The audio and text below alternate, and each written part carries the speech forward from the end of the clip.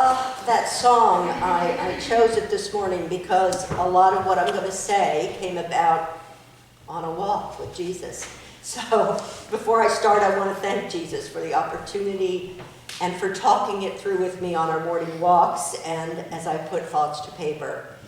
It was a delight to share the process with him, so I hope his voice will shine through.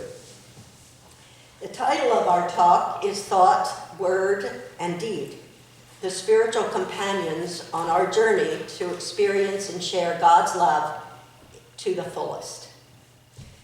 As many of you know, real estate was a previous chapter of my life, and I had a coach in that field once who said, every seminar we would go to, he would open up, he would say, "Have you looked in your head recently?" Because it's scary in there. And his comment was meant to make us laugh, obviously, but also to think.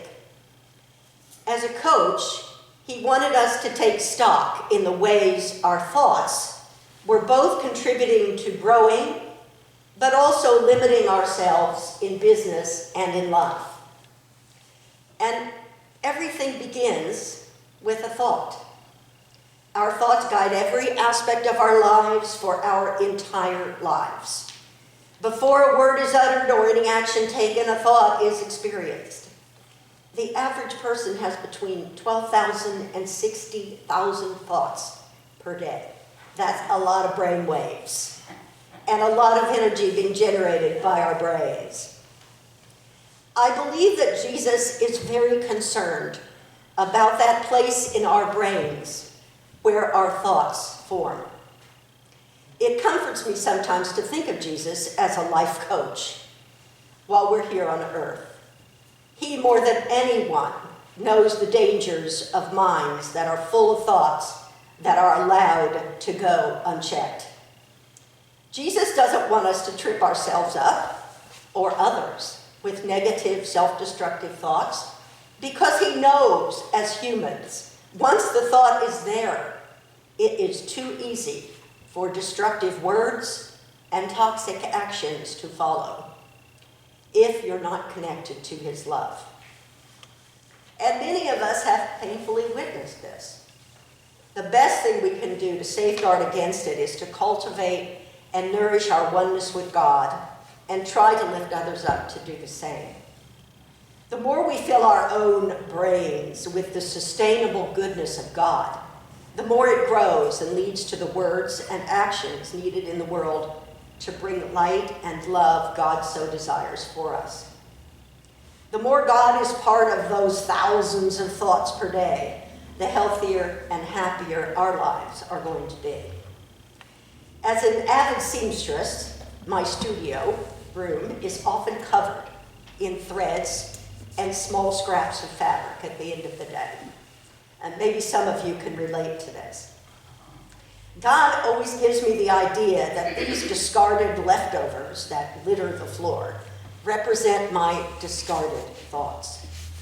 Those thoughts that should be swept up and put in the garbage at the end of the day. Let's face it, of those 12,000 and 60,000 thoughts, some of them are just garbage. And no energy should be given to them. What God does is gives us the ability to discern which thoughts are worth keeping, which ones turn into words, which ones get turned into action, and which ones, like the little bits left on the floor, get tossed in the garbage. Jesus' mind and thoughts were pure because he was of God, inseparable from God's goodness and love. So being pure of thought was who Jesus was. He valued meditation and time spent alone in silence with God. Cultivating pure thoughts seems paramount to living a life wrapped in God's mantle of love. And I think there are a lot of ways that we all do this every day. Coming to church, being with our fellow light beings here, is certainly one way we can declutter our minds so that God's love can shine through. Spending time alone in prayer. We have a lot of gardeners in here. I think gardening is like gardening. You know, that is certainly an act of being close to God and just being in quiet conversation with God so that our thoughts can align with our words and our deeds. And trading our minds and thoughts are, to me, like the meat and potatoes of God's message of love in us.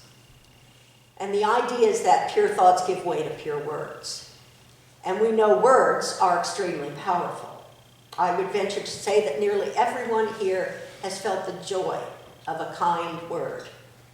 And on the other side of it, perhaps the penetrating sting of a hurtful one. There are times when our own words escape us. We can be overcome with emotion and lose the ability to speak altogether, realizing later what we might have said. Rumi, the great Sufi poet of East and West, once said, "The words you speak become the house you live in." And metaphorically, as our words are our house, our thoughts are the air that we breathe. We create our reality with the words we choose to speak to ourselves and to others. A wonderful teacher gave great advice to her students once. She said, "Before you speak, think. Is it kind? Is it true? Is it necessary? And does it improve upon the silence?" I often think what our world might be like if everyone adopted this practice. Because Jesus' thoughts were pure, his words were pure. He naturally used his words sparingly, wisely, and powerfully to change the world.